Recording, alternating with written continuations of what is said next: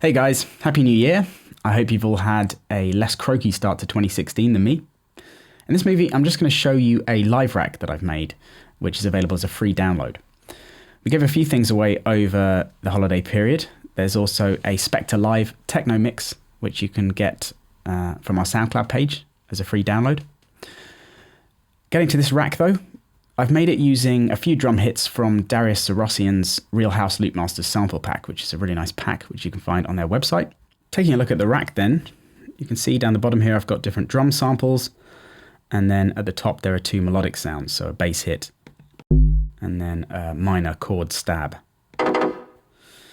And all of these have some kind of processing applied, whether it's just on the instrument itself, so simpler, or by the application of a few devices after each one.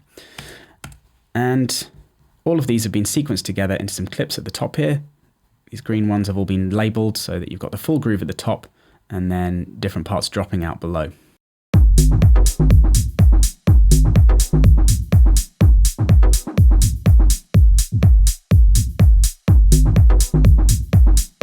And the other thing I've done is to assign these macro controls to various parameters within the rack, so you can really play around with the groove and create your own sections.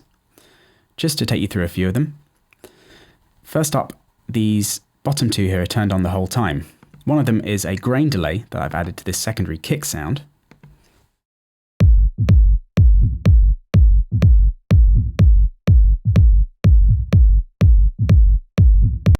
So yeah, just that allows you to kind of change the spectral content and fill it out a bit. But if you want, you can turn it off and keep the sound nice and clean. Then we have this hat sound, which is a kind of low-level hat that's running constantly in the background. And on that, there's a beat repeat, which is on the whole time, but has the sound kind of filtered down. So it ends up being a kind of subtle groove filler as opposed to an obvious effect. But if you increase the filter frequency using this second macro here, you can make it much more obvious.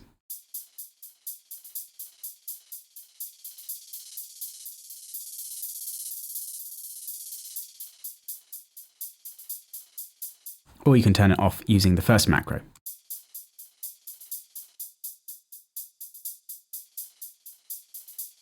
And next up, and if I just expand out the chains on the mixer here so you can see what's going on.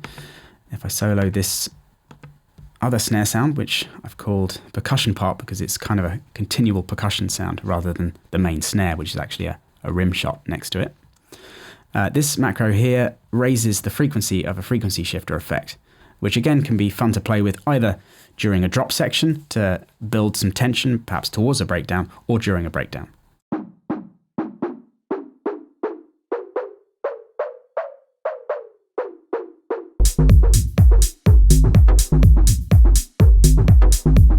And then the upper macros here are what I'd call the more classic breakdown controls. So we've got one on the end which sets the level of the kick, so we can drop that out. Then the first one applies a high pass filter and filter delay to the bass for rolling off the bottom end and adding a rhythmic effect. And then in the middle we've got two for setting the amount of lengthy reverb, which is good for breakdowns. This is on the second return channel here. So you can see when I raise up the send level, all of the drums levels get increased. So more and more of them go to that reverb. And then this second dial here can be used to increase the reverb time, to lengthen that reverb and increase its effect, whilst also raising up this filter, as you can see at the end there, to roll off the bottom to create a rising effect, but also boost the resonance so we get an increase in level. So this creates quite a classic breakdown effect, as you can hear.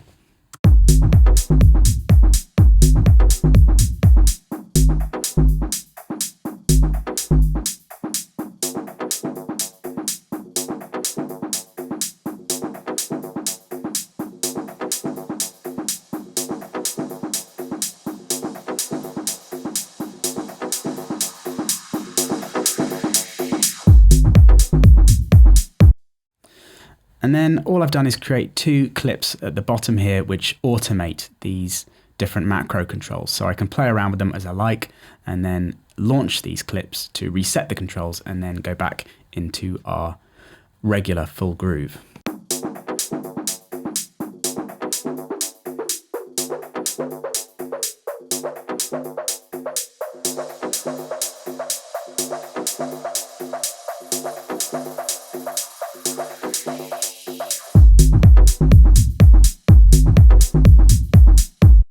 once you've downloaded the rack, you'll see that inside the zipped folder is a .als file and also a samples folder. All you have to do to use these is to import them into your user library, which you can do either in Finder or your operating system by going to user library and then right-clicking and selecting show in Finder, after which you can see the exact same folder structure there, or you can actually drag them directly to the browser. And what you have to do is just place this .als file inside the clips folder and then the contents of the samples folder into the imported folder inside samples. And once you've done that, you'll see them show up in live here and can then instantly drag out the whole track to access all of the clips, the rack, and the samples. And for more instant live setups, you should check out Paul Maddox's latest Grooves production masterclass, in which he creates 5 professional sounding house and techno groove live template sets, which can all be downloaded, as well as being able to watch the tutorial videos that show the making of them all, of course. That's it for now. Hope you enjoy the rack, and I'll see you next time.